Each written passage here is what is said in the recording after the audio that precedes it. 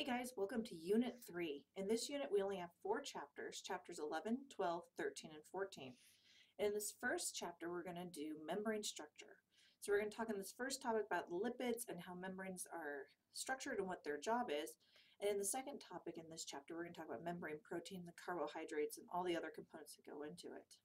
So I expect this chapter to be a little bit of a review, but at the same time it may be fairly new because you probably haven't actually addressed membranes directly in any of your previous classes. You may have just discussed their presence.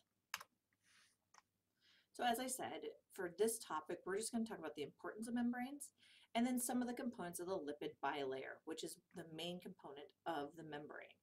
So we're going to go through a little bit of these things and talk about this fluid mosaic. So here are our objectives for this topic. As always, I expect you to have these mastered by our exam. Please let me know if you have any questions about these and we'll talk about them in class a little bit more.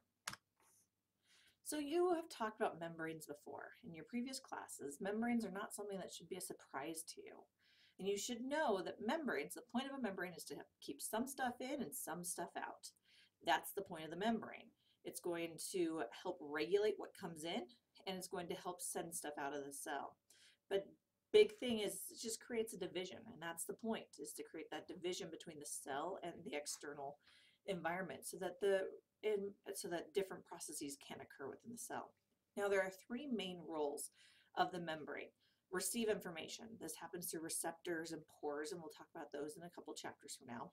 Import and export of molecules, once again pores, and through endocytosis and other processes like that. And then they also help cells move. Now, not a lot of our cells don't move regularly, but we do have some cells in our body that even move, as well as there's, prokaryotic cells and other unicellular organisms that move regularly. And so it's really important to understand that. Now, all membranes are made of a phospholipid bilayer, which is 2 layers of phospholipids, and we're going to go through what those are here in a couple slides. But more importantly, this is known as a fluid mosaic, meaning that it's got all those phospholipids, but it's also got proteins and carbohydrates and other lipids within it that move around a lot. It's not a stable environment. It moves, it flows, it doesn't keep a constant shape. So it's really important to understand that. It's one of those things that we get stuck in thinking that, like how we think mitochondria are always orange. It's the same with membranes. We think they're stable things that aren't moving. And it's really important to remember that they are moving. They're constantly in motion. And so that's the big ideas about the cell. Now we're going to do a little bit of a refresher on osmosis. Now you should be very familiar with this by this point in time because you should have done some experiments on this in your previous class. Osmosis is important because because water can freely move across the cell membrane. And this is why the environment the cell is in is so important. And while physiological saline and making sure that we have the right salt concentrations in our blood is so important because it can alter our cells dramatically. And that's because the water can freely cross those membranes. So remember, in a hypotonic solution where the solute concentration on the outside of the cell is less than the solute concentration on the inside of the cell, the water is going to freely flow into the cell. And because we don't have cell walls like plants do, our cells will burst. Normal isotonic allows the water to freely move in and out in even amounts. And then in a hypertonic solution where the solute is greater on the outside of the cell than on the inside, the cell will shrivel up. In animal cells, once again, we don't have the cell wall, so it's very detrimental. We can't come back from it like a plasmolyzed cell in the plant. I put a couple videos on osmosis in Blackboard, so if you need to see some reminders on it. But it's just really important to understand that while we talk about the membrane being the selective membrane, it's still, water can still transfer across easily. All right, so let's talk about the lipid bilayer now. So in this little section, we're going to talk about what it is, how it forms, how it's made, things like that. So what is the lipid bilayer? The lipid bilayer consists of 2 rows of phospholipids joined tail to tail. So you can see the phospholipid on this slide here. Every phospholipid is very similar. Now your book goes into the different structures of the different types of phospholipids. Don't worry about that. What I want you to understand is the basic structure of the phospholipid. You have the hydrophilic head and the hydrophobic tail. The hydrophilic head is going to always point to the liquid side of the membrane. So it's either on the external side of the cell or on the cytoplasmic side of the cell, because this is the side that likes water. The hydrophobic tails will always be pointing towards each other on the inside because they do not like water. And so it's really important to understand how that works. And so the little oval is usually consisting of a choline moiety and the phosphate group and a glycerol. And that's the phospho part of this, whereas the tail usually consists of lipids. They're long, unsaturated fatty acids with the kink in one end. For the unsaturated, the saturated will be straight. So you can see that here on this diagram. So if you have any questions about this, let me know, but this is the main structure. It's really important you understand that, understand what's going on to make the head hydrophilic, what's going on to make that tail hydrophobic.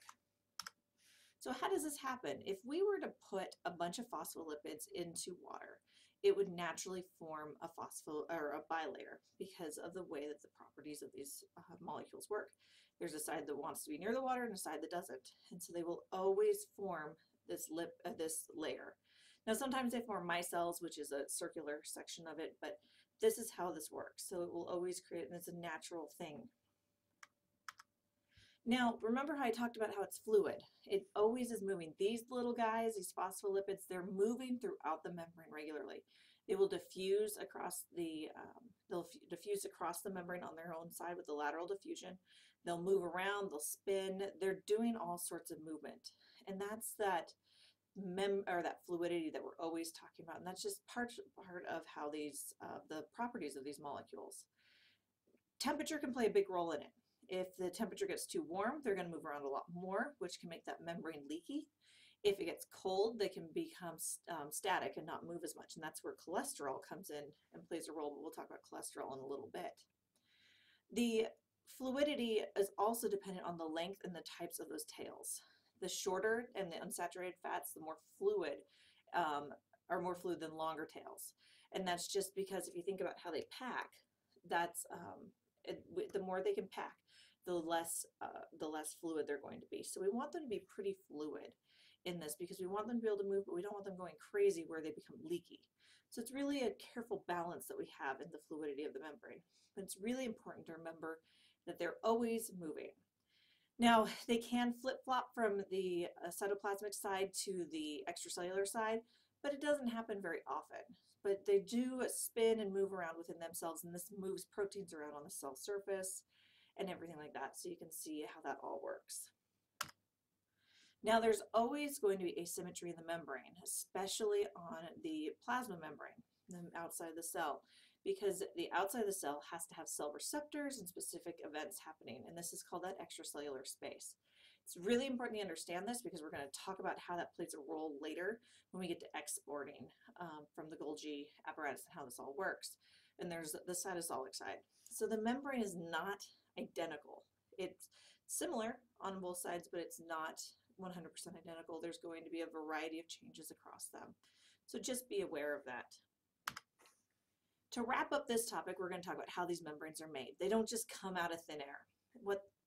If you remember back to when we talked about the parts and the organelles of the cell, we talked about how the ER is responsible for lipid generation. And this is what we need. This is exactly what it's time to talk about it. The ER is going to be responsible for making more phospholipids for the bilayer. Now this could go to any organelle that needs more of them. Mainly the plasma membrane, because the plasma membrane has a lot of budding off that happens, and we'll talk about that in later chapters. But they have to be replenished. And so what will happen is the ER lumen will generate these phospholipids. They're going to get added to the cytosolic half of the bilayer. And then there's an enzyme called flipase that will then flip half of them, or flip the extra ones onto the other side to create that even symmetric growth of both bilayers. Now remember, when it's being built, they're symmetrical. Once all the components of the cell get added, or the components of the membrane get added, that's when it becomes asymmetrical. And at that point is when directionality matters. The cell has to keep track of the cytosolic side and the non-cytosolic side. Now what gets a little confusing about this is that the cytosolic side of the membrane is on the outside when it's in one of the organelles, so the Golgi, the ER, etc. When it's on the plasma membrane, the cytosolic side becomes the inside of the membrane. And you can see a picture here with the dark red line showing where the cytosolic side is, and that light red line being the extracellular side.